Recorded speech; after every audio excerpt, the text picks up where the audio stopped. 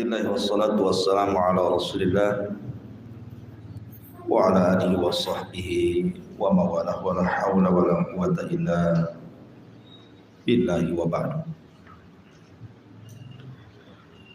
Baik, kita lanjutkan kajian kita, masih membahas kitab Arba'in Nawawi, dan kita masuk pada hadis ke-15. An Abi Hurairah radhiyallahu anhu anna Rasulullah sallallahu alaihi wasallam yaqul man kana yu'minu billahi wal yawmil akhir falyakul khairan aw liyasmut wa man kana yu'minu billahi wal yawmil akhir falyukrim jarahu wa man kana yu'minu billahi wal yawmil akhir falyukrim dhaifahu, rawahul Bukhari wa Muslim. Dari Abu Hurairah radhiyallahu anhu, dia mengatakan Rasul sallallahu alaihi wasallam bersabda, barang siapa yang beriman kepada Allah dan hari akhir, maka berkatalah dengan kebaikan atau diam. Dan barang siapa yang beriman dengan Allah dan hari akhir, maka hormati tetangganya. Dan barang siapa yang beriman kepada Allah dan hari akhir, maka hormati tetamunya. Hadis ini ulama menggolongkannya sebagai nisful Islam, separuh dari Islam. Karena Islam itu terbagi menjadi dua hak. Pertama, hak yang diberikan kepada Allah Subhanahu wa ta'ala, seperti sholat, doa, baca Quran, dan begitu seterusnya. Yang kedua, hak yang diberikan kepada sesama manusia, sesama hamba Allah Subhanahu wa ta'ala. Salah satunya terangkum dalam hadis yang kita akan bahas di pagi hari ini. Makanya hadis ini bagus sekali, indah sekali, karena hadis ini bicara tentang nisful Islam, separuh daripada Islam. Abu Qatadah, salah satu perawi hadis ini, ketika dia membaca kalimat man kana yu'minu billahi wal yaumil akhir falyakul khairan aw liyasmut, barang siapa yang beriman kepada Allah dan hari akhir, maka ucapkan dengan ucapan yang santun, kalau tidak bisa diam. Kata beliau, gara-gara hadis ini aku lebih banyak diam dibandingkan bicara. Setelah aku membaca hadis ini, kata beliau, aku lebih banyak diam dibandingkan bicara. Kenapa? Karena Rasul mengatakan as-sumtu najah, diam itu lebih banyak selamat dibandingkan banyak bicara. Makanya Abdullah ibn Mubarak rahimahullahu ta'ala mengatakan, kalau bicara itu bernilai seperti perak, maka diam itu bernilai seperti emas. Artinya kalau orang berbicara dan isinya ketaatan kepada Allah Azza wa Jalla, akan diberikan nilai perak, maka diam jauh lebih berharga dibandingkan bicara yang santun, karena nilainya adalah emas. Saking pentingnya menjaga lisan, gitu maksudnya.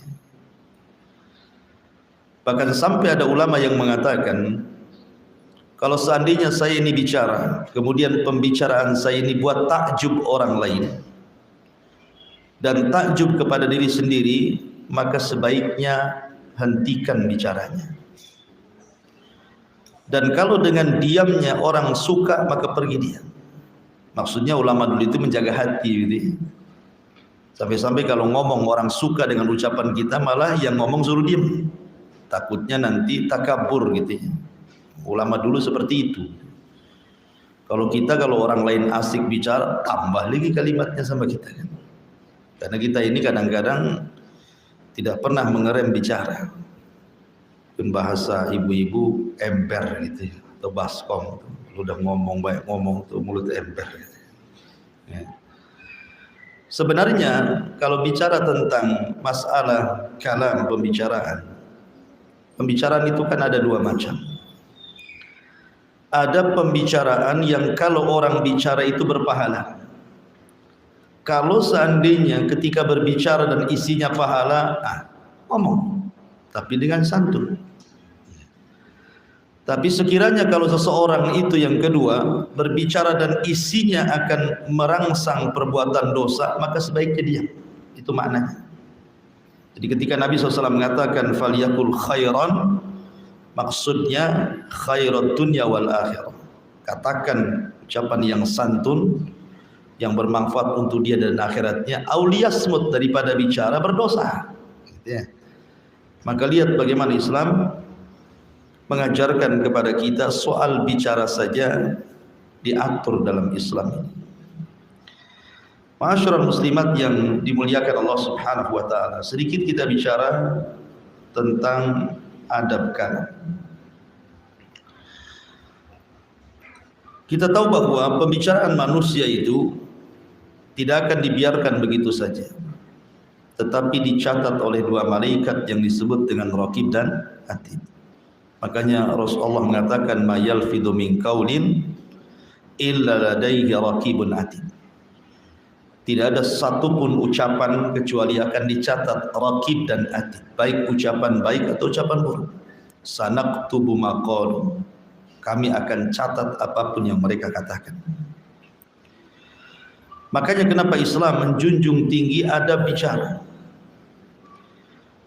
Kita lihat bagaimana perkataan para ulama dulu atau para sahabat Nabi SAW, para tabi'in, para tabi'ut tabi'in, banyak sekali untayan-untayan nasihat soal bicara itu.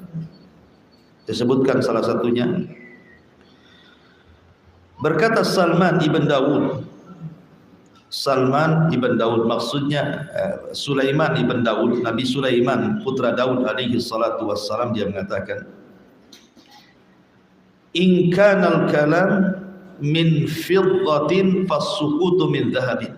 Persis seperti yang dikatakan Abdullah bin Mubarak tadi saya katakan di awal. Kalau seandainya ucapan itu bernilai perak, maka diam itu bernilai emas. Kemudian Abu Bakar Siddiq radhiyallahu an pernah kemudian memegang lisannya, kemudian mengatakan hadzal ladzi awradanil mawarid. Inilah yang menjadikan seseorang akan masuk ke dalam jahanam. Lisan inilah, kata Abu Bakar, yang menjadikan orang itu tidak bisa melewati sirat titian, maksudnya masuk ke dalam jahanam. Abdullah ibn Mas'ud radhiyallahu anhu mengatakan wallahi alladzi la ilaha illahu ma syai'un ahwaj ila tuli sijni min lisan. Demi Allah yang tidak ada sesembahan yang berhak disembah kecuali Allah Subhanahu wa taala. Tidak ada sesuatu yang paling berhajat seseorang memenjarakan dari anggota badannya melebihi memenjarakan lisannya. Saking bahayanya lisan gitu ya. Sampai Abdullah bin Mas'ud mengatakan seperti itu. Kemudian juga Abu Darda radhiyallahu anhu mengatakan ta'allamus sumtah kama ta'allamunal kalam. Belajarlah diam sebagaimana kalian belajar bicara. Kemudian berkata Umar bin Abdul Aziz rahimahullahu ta'ala, beliau mengatakan tentang bahayanya lisan, beliau mengatakan man ja'ala dinahu irdatan lil khusumat aksar tanakul. Barang siapa yang menjadikan agamanya digunakan untuk berdebat, maka orang ini pasti tidak akan istiqamah ya. Karena lisan ini mudah menggelincirkan orang, itu maksudnya. Dan banyak lagi perkataan para sahabat Nabi SAW dan juga para ulama lainnya tentang bahaya lisan ini. Nah, di antara bahaya lisan itu yang termasuk afatul lisan yang disebutkan oleh para ulama, jangan sampai seseorang itu satu berdusta, yang kedua ghibah, yang ketiga menyebar rahasia orang, yang keempat mencela dan melaknat, yang kelima ucapan yang tidak ada faedah, yang keenam berdebat, yang ketujuh syahadatuz zur, bersaksi dengan saksi persaksian palsu, yang kedelapan intihar al-fuqara wa du'afa wal yatam, membentak fakir miskin dan anak-anak yatim. Yang kesembilan alman, menyebut-nyebut pemberian seolah-olah tidak ikhlas. Dan yang kesepuluh at-ta'nu fil ansab, mencela nasab atau bangga dengan nasab. Ini semua dosa besar, dan ini semua keluar dari lisan, ya. Hindari ini 10 perkara ini dosa besar. Sampai-sampai 10 perkara ini disebutkan di dalam kitab Al-Kabair, dosa-dosa besar, yang dikarang oleh Al-Imam Al-Zahabi rahimahullahu ta'ala. Di zaman Nabi SAW ada seorang yang bertanya kepada Rasul, "Ya Rasulullah, inna fulanatan taqumul laila wa tasumun nahar wa tasaddaqat bi fuduli amwaliha wa taf'al walakin tu'dhi jiranaha bilisaniha." Rasul, saya ini punya tetangga seorang wanita, Masya Allah, solat malamnya tidak tinggal, puasa sunnahnya tidak tinggal, sedekahnya rajin, berbuat baiknya luar biasa, tapi lisannya pun tidak pernah dia menyakiti tetangganya.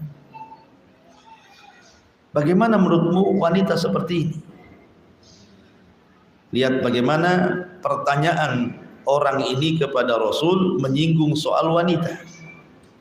Karena biasanya dosa lisan itu kebanyakan dari wanita, ibu-ibu, ya, dosa lisan itu.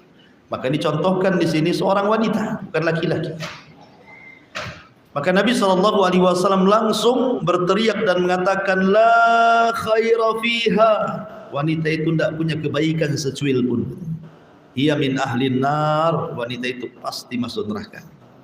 Coba bayangkan kan, sholat malamnya rajin, puasa sunnahnya oke, sedekahnya luar biasa, berbuat kebaikannya tidak putus, tetapi lisannya setajam silet kepada tetangganya. Kata Rasul, tidak ada faedahnya itu sholat malam, puasa sunnahnya, sedekahnya, kalah dengan dosa lisannya. Karena Rasul mengatakan, la khaira fiha, tidak ada kebaikan sholat malam, tidak ada kebaikan puasa sunnahnya, tidak ada kebaikan sedekahnya, tidak ada kebaikan berbuat baiknya. Kenapa? Terkalahkan dengan dosa lisannya. La khaira fiha, tidak ada kebaikan wanita itu. Bal hiya min ahli nar, bahkan dia layak masuk neraka, kata Nabi. Tapi lihat pertanyaan selanjutnya. Kata Nabi SAW, ya Rasulullah, inna fulanatan la tusalli illa al-maktubah, wa la tasumu illa Ramadan, wa la tatasaddaq, walakin la tu'dhi jiranaha bilisaniha. Rasul, ada wanita tidak sholat kecuali yang wajib-wajib saja, sunnahnya jarang. Ada seorang wanita jarang berpuasa kecuali Ramadannya dia jaga, dan dia pun tidak pernah bersedekah, dan jarang berbuat baik, tapi dia jaga lisannya, dia tidak pernah menyakiti tetangganya. Nabi mengatakan apa? Hiya min ahlil jannah. Ini wanita termasuk penduduk surga. Dari sini kita mengetahui bahwa dosa lisan mengalahkan amalan sunnah. Dosa lisan itu bisa mengalahkan amalan sunnah. Tetapi orang yang menjaga lisan bisa mengalahkan amalan sunnah. Karena orang ini, wanita yang satunya kan ini kurang sunnahnya, sholat malamnya jarang, puasa sunnahnya tidak, gitu ya, sedekahnya pun tidak juga, tapi dia berusaha menjaga lisannya. Kata Rasul, dia termasuk penduduk surga. Luar biasa, ya. Jadi wanita yang pertama ini masuk neraka Itu bukan karena berzina, bukan karena minum khamr, bukan karena berjudi, tidak, karena lisan memasukkan dia ke neraka gitu ya.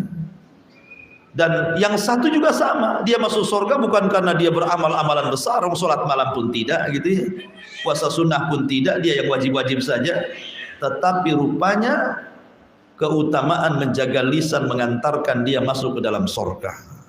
Makanya Rasul mengatakan, man kana yu'minu billahi wal yaumil akhir falyakul khairan aw liyasmut. Barang siapa yang beriman kepada Allah dan hari akhir, maka ucapkan yang santun, kalau tidak bisa maka sebaiknya diam.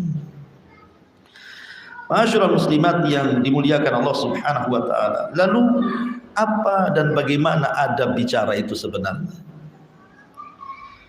Maka yang pertama, la yatakallam illa fihi naf'un. Tidak boleh bicara kecuali di dalamnya ada manfaat. Ini satu. Coba pikir dulu, kalau saya ngomong ini ada manfaatnya tidak? Itu maksudnya. Ini yang pertama. Yang kedua, menjaga dan memilih waktu yang tepat untuk bicara. Tidak semua tempat, semua waktu kita bicara, tidak. Ada kalanya kita diam, tetapi kita carilah pilih-pilih waktu kapan tepatnya bicara. Ngobrol baik dengan suami gitu ya, ngomong dengan tetangga ingin menasihati, kan mesti ada waktu-waktunya. Kemudian juga yang nomor 3, langsung kepada pokok pembicaraan. Kalau bisa itu to the point, tetapi dengan bahasa santun. Kadang ada orang mutar-mutar yang diajak bicara aja pusing akhirnya kan itu. Kamu ini ngomong apa kan itu. Kemudian yang keempat, memilih bahasa. Memilih bahasa ini penting gitu ya. Apalagi di beberapa daerah itu kan ada mufrodat yang mungkin kalau sama mungkin itu ya maknanya, tetapi kalau yang disebut ini kasar sekali, ini halus sekali gitu ya. Kan ada dalam setiap adat daerah itu bahasa-bahasa yang santun, yang setengah santun, yang kasar itu. Maka pilih yang santun. Kemudian juga adamul mughalati fil madhi. Jangan terlampau memuji seseorang. Ya, kalau ngomong, kalau hendak kita suka dengan seorang itu jangan memuji melampau. Karena memuji melampau itu bisa menjadikan orang yang dipuji itu jadinya takabur. Dan kita yang memancing dia takabur, akan dosa juga jadinya kita. Kemudian juga jangan sekali-kali berbicara itu yang membuat manusia murka. Karena bagaimanapun Rasulullah SAW mengatakan, wa innal abda la yatakallamu bil kalimati ma yulqi laha balan yahwi sahibuha fi nari jahannam ab'ad ma bainal masyriqi wal maghrib. Kata Rasul, terkadang ada seorang hamba itu tanpa dipikir, main ngomong saja, akhirnya ucapannya ini membuat Allah murka. Itu sudah mencukupkan orang-orang ini dimasukkan ke dalam jahanam sejauh jarak barat dan timur, kata Nabi. Makanya juga harus dipikirkan juga ya. Jangan asal ngomong gitu, jangan sampai menyakiti orang, karena satu kalimat yang menyakiti orang itu sudah mencukupkan orang masuk neraka.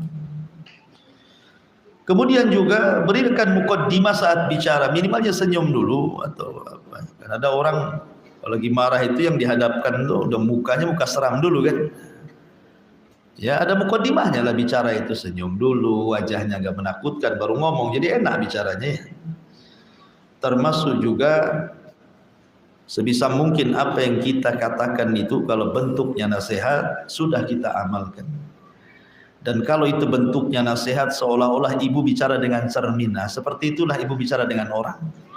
Berarti kita sedang menasihati secara tidak langsung diri sendiri, kayak ibu di cermin terus ngomong sama cermin, itu kan nasihati diri sendiri. Nah, anggaplah orang dinasihati itu seperti kita dalam cermin ya. Kemudian berusaha menutupi aibnya. Ini yang pertama. Man kana yu'minu billahi wal yaumil akhir falyakul khairan aw liyasmut.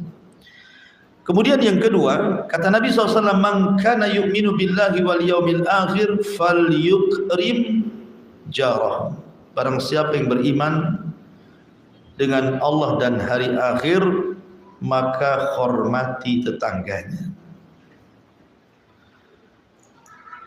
Bicara tentang tetangga, kita tahu bahwa banyak di antara sekarang ini tidak paham hak yang bicara tentang tetangga itu. Padahal Nabi SAW sampai mengatakan, ma zala Jibril yusini bil jar hatta dhanantu annahu sayuwarrisuhu. Jadi Jibril itu selalu datang mengingatkan diriku, kata Rasul, jaga tetangga, jaga tetangga. Hampir-hampir aku sangka tetangga itu jadi ahli waris. Ya. Saking seringnya Jibril gitu ya, mengingatkan Nabi SAW tentang hak tetangga. Dan ingat, tetangga semakin dekat dengan rumah kita berarti semakin banyak haknya. Tetangga yang jauh berarti semakin sedikit haknya. Jadi makin dekat, makin nempel di rumah kita berarti makin besar haknya. Aneh di zaman sekarang ini. Terkadang ada tetangga yang nempel rumah musuhan sama dia, tetapi tetangga yang jauh baik pula sama dia. Kan ada tuh yang gitu tuh. Ya. Padahal justru semakin dekat tetangga itu semakin besar haknya itu daripada tetangga yang jauh. Ya. Makanya kenapa Nabi SAW itu mewanti-wanti soal tetangga ini, sampai-sampai Nabi SAW mengatakan kepada Abi Dzar Al-Ghifari itu, ya Aba Dzar, idza tabakhta maraqatan faksir ma'aha wa ta'ahad jiranaka. Wahai Aba Dzar, kalau engkau masak sayur perbanyak kuahnya, bagi-bagi tetangga. Ini kinaya, maksudnya begini, maksudnya Rasul itu dalam hadis ini bukan berarti ditiru, wah kalau gitu kita masak sayur asam 1 tong gitu ya, bukan itu maksudnya. Ini kan nasihat Rasul, ya kan? Maksudnya kalimat wa ta'ahad jiranaka ini syahidnya di sini, memberi hadiah kepada tetangga. Bukan lafaz yang pertamanya, kata Nabi kalau masak diperbanyak kuahnya, banyaknya kuahnya gitu kan. Ayamnya 1 sayap, kuahnya 1 tong, itu mana itu kebagian lagi gitu ya. Artinya bukan itunya, tapi kalimat wa ta'ahad jiranakanya itu, hendaklah bagikan hadiah. Semakin sering memberikan hadiah kepada tetangga, semakin dicintai tetangga. Yakin Bu? Itu sudah sabda Nabi. Coba saja Bu, tiap hari ngasih lauk sama tetangga itu, senang tetangga itu. Bahkan kalau 1 hari tak datang, ditunggu-tunggu dari jendela. Kapan dia? Gitu ya Bu ya. Senang dia kan. Ini gak masalah diantar ibu terus. Artinya bahwa semakin dekat semakin hak besar. Makanya tetangga itu kan dibagi 3 kata Rasul. Ada 1 tetangga yang memiliki 3 hak. 2 ada tetangga yang memiliki 2 hak. 3 ada tetangga yang memiliki 1 hak. Ini harus paham. Ya. Pertama, tetangga yang memiliki 3 hak. Kalau 1 dia kerabat kita dan dia seorang muslim, berarti 3 hak yang diberikan kepada dia. Hak tetangga, hak muslim, hak kerabat. Yang kedua, ada tetangga itu memiliki 2 hak. Kalau dia tidak ada hubungan kerabat tapi dia seorang muslim, berarti dia punya hak, 1 hak tetangga, 2 hak muslim. Kemudian yang ketiga, ada tetangga itu punya 1 hak saja. Kalau dia bukan muslim, bukan kerabat, berarti tetap dia punya hak yang disebut dengan hakul jiran. Kalau dia orang kafir, ya, dia kafir, bukan kerabat, bukan muslim, berarti tetap dia punya hak, namanya hakul jiran, hak bertetangga. Seperti apa contohnya? Wa yamnaunal ma'un. Jangan mencegah kalau tetangga itu pinjam sesuatu, kasih. Ya, umpamanya punya tetangga non muslim, dia pinjam periuk, dia pinjam ini, dia pinjam itu, kasih. Wa yamnaunal ma'un. Jangan sampai kita mencegah tetangga meminta sesuatu, karena itu bagian daripada para pendusta agama. Dan itu sebakhil-bakhilnya, yang bakhil itu ketika tetangga pinjam sesuatu ibu tolak.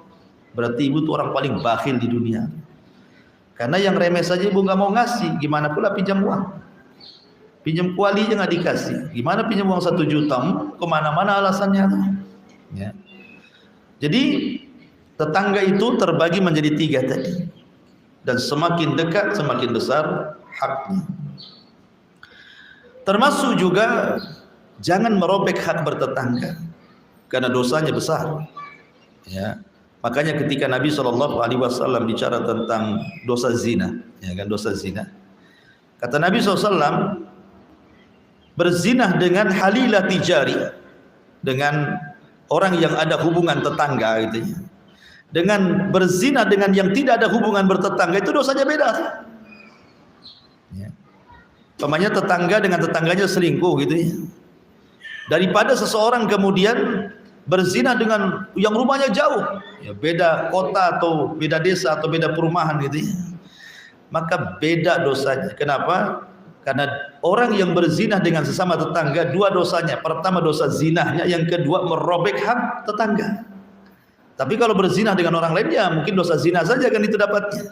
Tapi kalau sudah bertetangga itu ada hak tetangga, jangan dirobek di situ. Hak bertetangga, makanya dari dosa saja sudah tampak. Ma'asyiral muslimin yang muslimat yang dimuliakan Allah Azza wa Jalla. Aisyah radhiyallahu anha qalat, dia mengatakan, "Qultu ya Rasulullah, inna li jarataini fa ila ayyihima ahdi." Rasul, saya ini punya dua tetangga. Ini kira-kira kemana hadiah yang saya harus berikan? Karena cuma satu. Kemana nih saya berikan hadiah ini?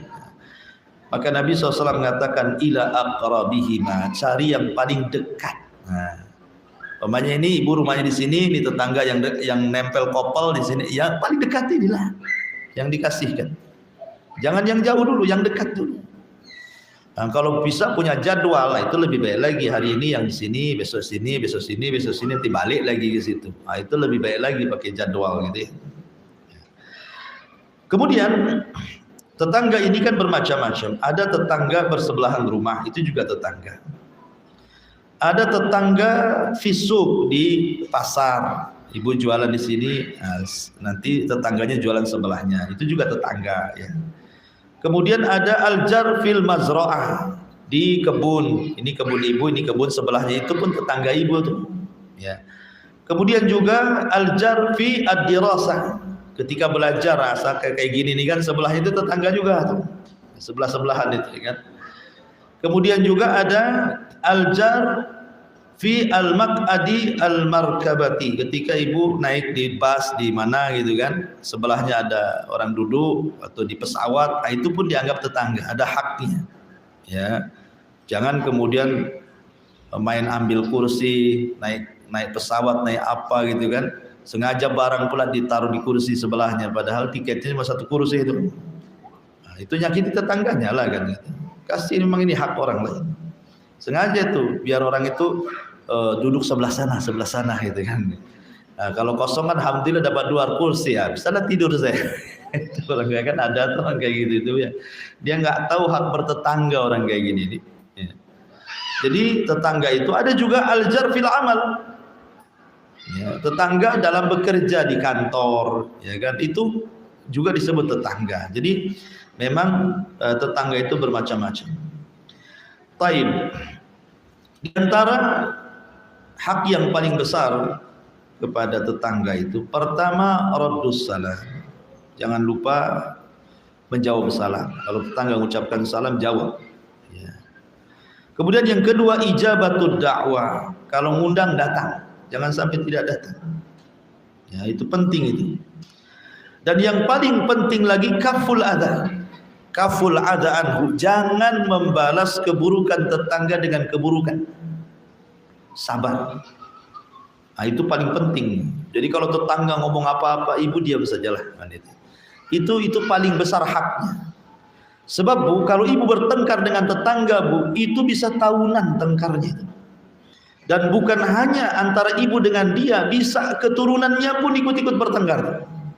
Yang nggak ada kaitan-kaitannya itu ikut tengkar. Kenapa? Karena hari-hari ketemu. Ketika hari-hari ketemu itu sakit hatinya itu tajaddud, jadi berubah-ubah, jadi memperbaharui lagi kan. Jadi malas, akhirnya biasa lewat depan biasa saja, akhirnya lewat belakang rumah lalu balik jadinya. Ya kan? Jadi kalau bisa sabar, sabar itu lebih baik, dan itu hak yang paling besar, kaful adha. Ya.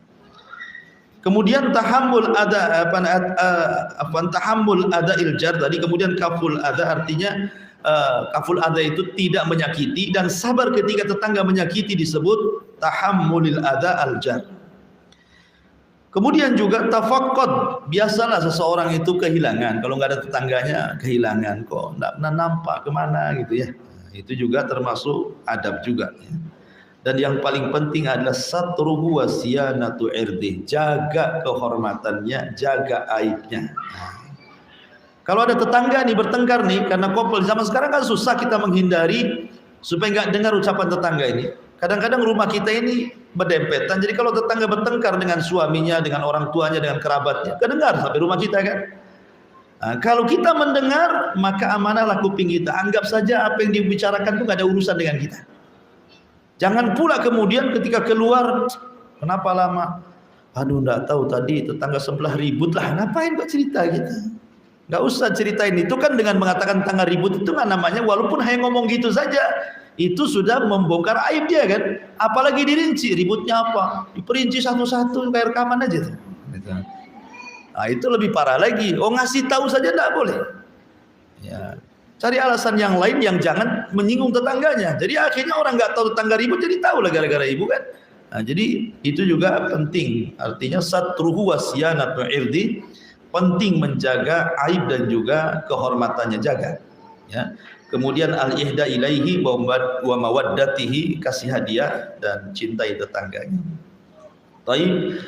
Kemudian yang ketiga, kata Nabi SAW, man kana yu'minu billahi wal yawmil akhir fal yukrim dhaifahu. Barang siapa yang beriman kepada Allah dan hari akhir, maka hormati tetamunya.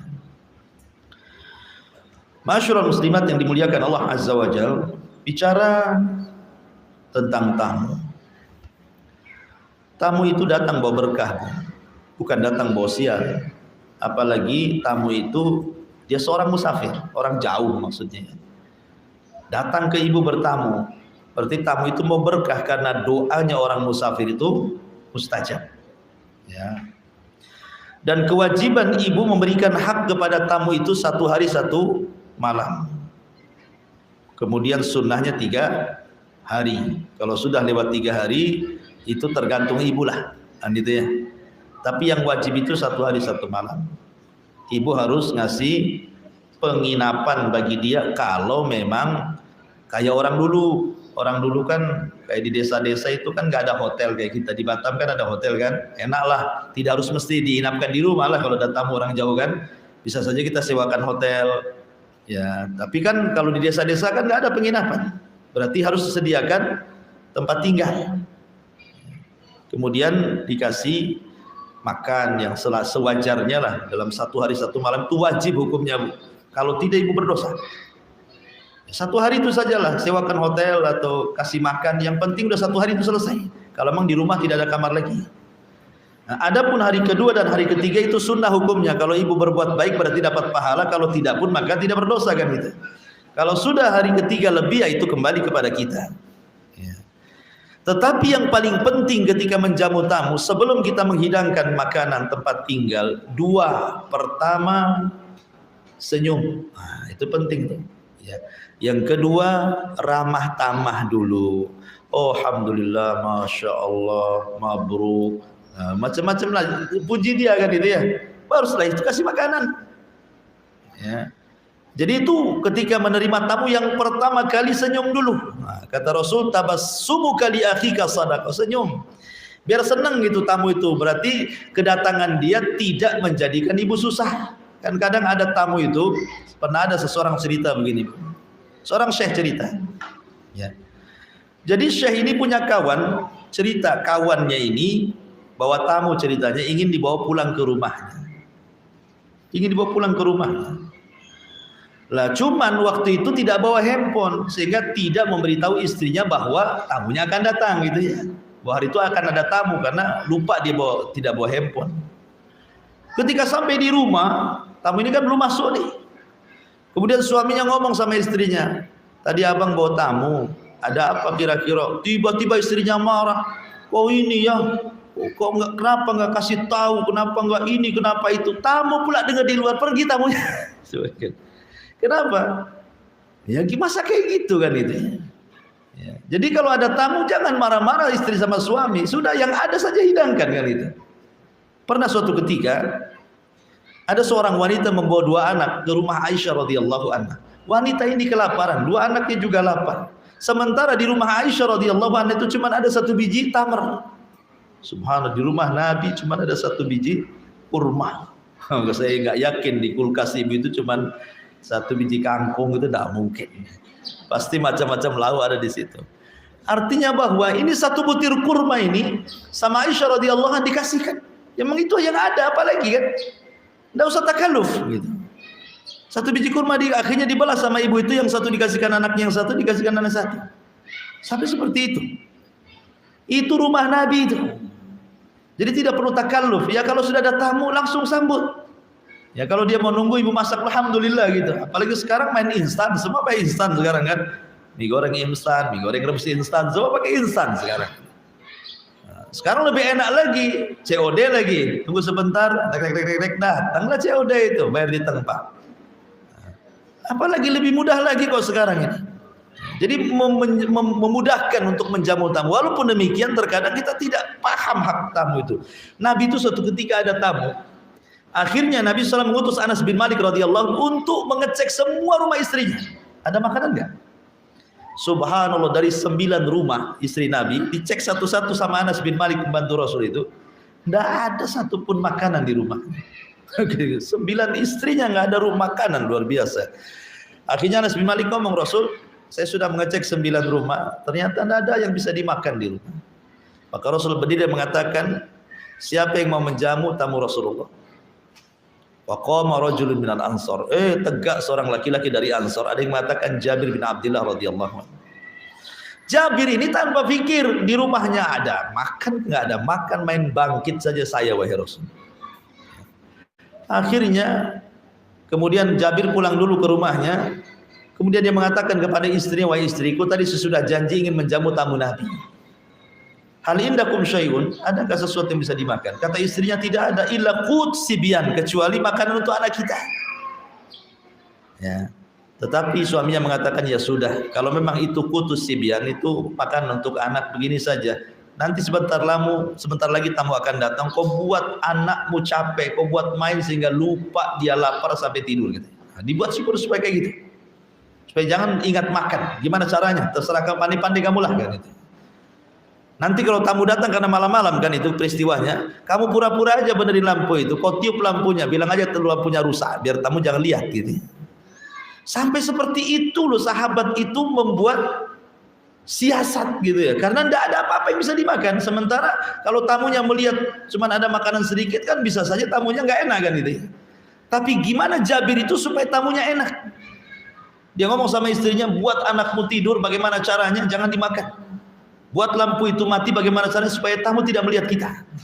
Sampai seperti itu menghargai tamu itu sahabat tuh. Jadi akhirnya kemudian malam itu dia menjamu tamu. Besok harinya Nabi SAW turun wahyu kepada Jabir bin Abdullah radhiyallahu wa yu'thiruna ala anfusihim walau kana bihim khasasah. Begitulah sifat para sahabat, mendahulukan orang lain padahal dirinya sendiri sangat memerlukan. Sampai seperti itu ya. Sahabat itu menjamu tamu. Taib. Adapun berkaitan dengan adab masalah memuliakan tamu ini. Pertama, saya sebutkan dulu keutamaannya. Satu, keutamaan menjamu tamu itu sababun linailit taufik minallah. Ibu akan mendapatkan taufik dari Allah Subhanahu wa ta'ala. Ingat ketika Nabi SAW mendapatkan wahyu, kemudian melihat Jibril dalam bentuk asli, kemudian ketakutan luar biasa kan. Akhirnya Khadijah radhiyallahu anha menghibur Nabi kan, dan mengatakan, orang sepertimu tidak akan dihinakan Allah. Kenapa? Karena salah satunya karena engkau suka jamu tamu kan, itu ya perkataan Khadijah kepada Rasul itu. Artinya orang yang menjamu tamu tidak akan dirugikan hidupnya, tidak akan dihinakan Allah, sebagaimana perkataan Khadijah kepada Rasul, wallahi la yuhzikallahu abada, orang sepertimu loh tidak mungkin dihinakan Allah. Kemudian Khadijah menyebutkan kebaikan Rasul sampai menyebutkan wa tuqrim dhaif, karena engkau suka menjamu tamu. Maka orang yang suka menjamu tamu akan dapat taufik dan tidak akan dihinakan Allah. Yang kedua, sabab lidukhulil jannah. Jelas itu sebab masuk surga. Karena ada hadis Rasul yang mengatakan, ya ayuhan nas, Abshus salam wa at'imut ta'am wasallu wan nasu niyam tadkhulul jannata bisalam. Kata Nabi SAW, wahai manusia, sebarkan salam, kasih makan. Kasih makan ya maksudnya bisa ke fakir miskin, bisa ke anak yatim, bisa ke tamu gitu ya. Kemudian sholatlah dan manusia tertidur, kamu akan masuk surga dengan selamat. Jadi memberikan jamuan kepada tamu salah satu sebab surga. Dan ini khutbah pertama Rasul ketika sampai dari Makkah ke Madinah. Ini khutbah pertama yang Rasul katakan, wahai manusia, sebarkan salam, kasih makan, sholatlah, di saat manusia tidur kalian akan masuk surga dengan selamat. Kemudian yang nomor 3, sebab mendapatkan kamar-kamar khusus di surga. Bukan hanya masuk surga, dapat kamar lagi di surga. Ketika Nabi SAW menyebutkan tentang kamar surga yang terbuat dari cermin yang bisa dilihat dari luar dan dalam gitu ya. Kemudian orang-orang menyangka bahwa itu khusus untuk para nabi, kata Rasul bukan. Kamar-kamar itu dikhususkan pertama liman atabal kalam, bagi orang yang santun bicaranya, sama tamu santun ya. Kemudian wa it'am at-ta'am, memberi makan tamu fakir miskin dan yang lainnya. Wa shalla lillahi bil laili wan nasu niyam, salat di malam hari sementara manusia sedang tertidur. Maka kata Nabi SAW, 3 perkara ini seseorang bisa mendapatkan kamar-kamar indah di surga. Termasuk juga yang keempat, menjamu tamu salah satu adalah perkara yang sangat mahbubun ilallah, sangat dicintai oleh Allah Subhanahu wa taala. Di antara adabnya satu, anna haqqad dhiyafa salasata ayyam. Hak tamu itu 3 hari. Wajib 1 hari, 2 harinya sunnah.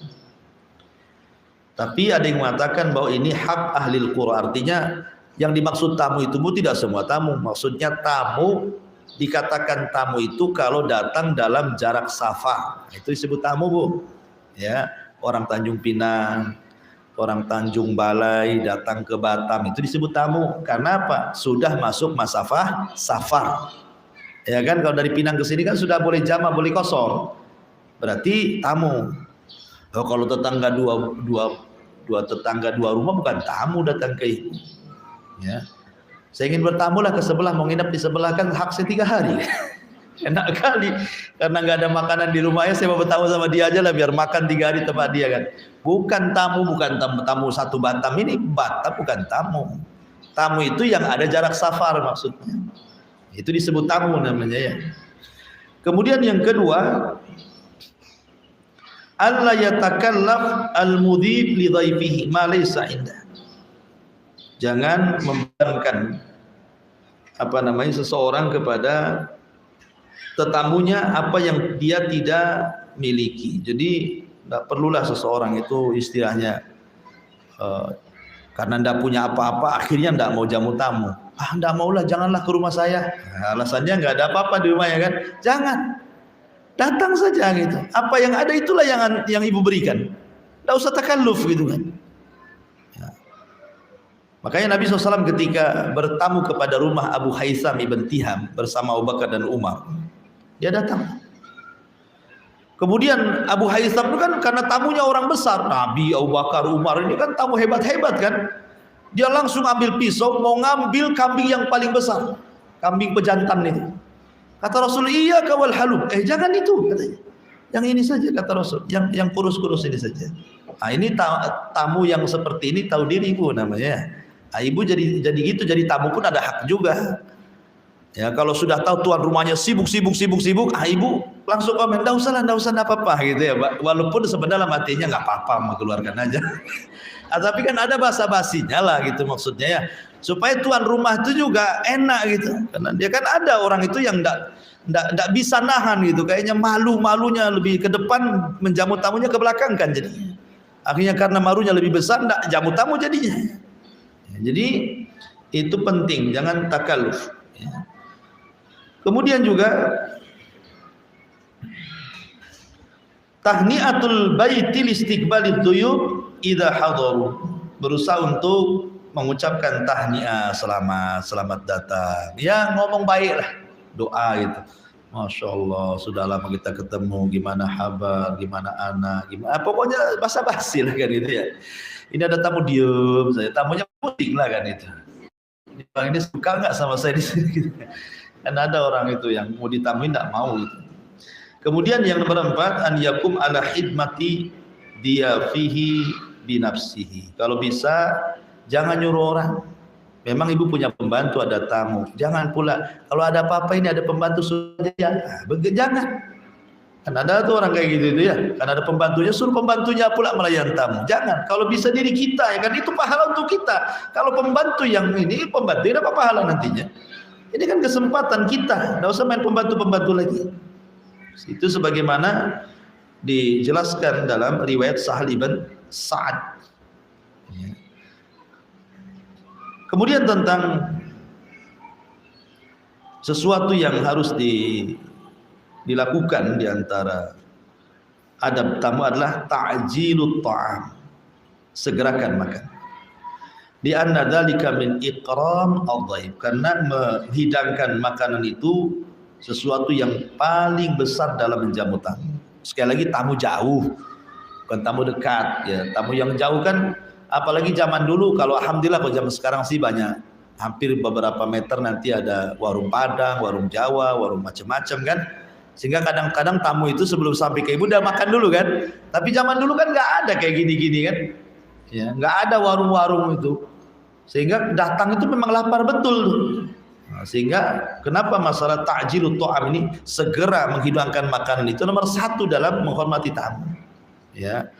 Makanya ketika Ibrahim alaihi salatu wasallam kedatangan tamu dalam bentuk manusia, padahal tiga-tiganya malaikat, hendak menghabarkan kelahiran Ishak dan hendak menghancurkan negeri Sodom, maka Rasulullah SAW langsung mengambil pisau dan menyembelih untahnya. Jadi tidak ngobrol lagi, nah, suruh duduk langsung ke belakang, gitu ya. Menunjukkan apa? Menghadiahkan makan itu disegerakan kepada tamu. Kemudian juga yang selanjutnya adalah alla yabkhal bima'idatin, jangan bakhil dengan makanan di meja makan. Jangan bakhil. Kalau memang ada di kulkas itu, ya keluarkanlah dari itu. Apa yang ada di kulkas itu. Apalagi ibu tahu tamu ini kesukaan apa gitu kan. Maka lebih bagus lagi. Wala yanamu qablah, jangan tidur sebelum tamu tidur. Ada orang ya kan, tamunya belum tidur, ibu sedang orok-oroknya kencang pula, tamunya tak bisa tidur pula. Ya kan? Biar tamu dulu tidur dan nampak tidur, kita tidur. Karena biasanya tamu kan orang jauh cepat tidur, capek gitu ya. Kemudian wala yashku az-zaman bihudurihi, dan jangan mengeluh soal waktu karena kedatangannya. Jangan mengeluh kepada tamu gitu ya. Kemudian kama la yukallafu nafsuhu fawqa ma yutiq, jangan juga sebagaimana seseorang tidak boleh memberatkan dirinya di atas kemampuannya. Kemudian juga tasyyi'ud dhaifi ila babid dari, berusaha menarik tamu itu langsung dibawa ke dalam rumah. Nah, jadi kalau tamunya ada di pagar, Bu, ya ibunya keluar langsung ditarik itu ya tangannya, ayo masuk gitu kan. Ini enggak, dari dalam rumah, masuk aja katanya. Adabnya lu enggak ada, Ibu. Ya. Jadi keluar, ambil, masuk, digiring gitu ya. Jadi menunjukkan senang, teriak-teriak pula di dalam rumah. Masuk aja selagi di dapur. Ibu lu, sopan santunnya lu enggak ada. Ya. Baik. Kemudian juga Allah yashba qablah summa yansarib wa yatrukuhu. Jangan ibu lebih kenyang dibandingkan tamunya. Ibu masak banyak, ibu pula yang paling congok situ. La haula wala quwwata. Ya, jadi kalau tamu, biarkan tamu dia tengok lauk yang disukai, biarin aja. Ibunya sudah suka nih, udah begadang-gadang kalau nggak diambil tamu, alhamdulillah. Nggak apa-apa, lirik-lirik aja. Tapi biarkan dulu tamu makan. Ya, sekali tamunya pula lebih congok gitu. Habis pula stres ibu. Tahu gitu saya sembunyikan di dapur. Ya. Jadi jangan sampai tidur kenyang sebelum tamu kenyang. Jangan berpaling dari tamu sebelum tamu selesai makan. Ya. Jadi terkadang orang itu kadang-kadang simpel aja. Udahlah ya, makan ya, saya tinggal dulu ya. Nah, kan ada tuh yang kayak gitu tuh. Nah, enggak, jangan begitu. Tunggulah, entah ibu tunggu di kamar kah, tunggu di mana. Yang penting ibu jangan, takutnya ada apa-apa. Nanti lagi makan ikan banyak duri, keselak, pusing dia kan gitu. Ibu nggak ada di situ. Jadi jangan sampai kemudian meninggalkan tamu sampai dia betul-betul selesai makan. Kemudian juga kama qala Ats-Tsauri, idza zadaka akhuka fala taqul lahu atakul. Sufyan Ats-Tsauri mengatakan, apabila saudaramu, tamumu ziarah kepadamu, jangan kau katakan mau makan, jangan. Atasyrab, mau minum, jangan. Tapi sediakan makan, sediakan minum. Soal dia mau makan mau minum urusan dia. Tapi jangan ditanya. Ya, ini kan kebiasaan kita kan tanya kan. Udah makan? Kalau udah makan alhamdulillah, tak robek lah dompet nih. Jadi jangan sampai ngomong begitu. Ini kata Sufyan Ats-Tsauri, kalau datang tamu jangan pernah katakan atakul, mau makan. Nah, enggak, sediakan makan saja. Soal dia mau makan mau enggak terserah dia. Ya. Nah, ini juga salah satu adab juga ya. Adab tamu yang disebutkan oleh Sufyan Ats-Tsauri rahimahullah taala. Adapun tentang hadis Nabi SAW tentang masalah tamu, Nabi SAW mengatakan, inna li zauriki alaika haqqan, sesungguhnya kepada tamumu mereka punya hak. Bahkan suatu ketika Salman Al-Farisi ngomong sama Abu Darda dan mengatakan, inna li dhaifika alaika haqqan, ya Abu Darda, sesungguhnya kepada tamumu itu ada hak yang harus engkau penuhi. Wallahu alam, ini diantara keterangan singkat dari hadis ke-15. Makanya kenapa begitu indahnya Islam ini sampai ulama menggolongkan hadis ini separuh daripada Islam. Wallahu alam, silakan Bu kalau ingin bertanya. Ya.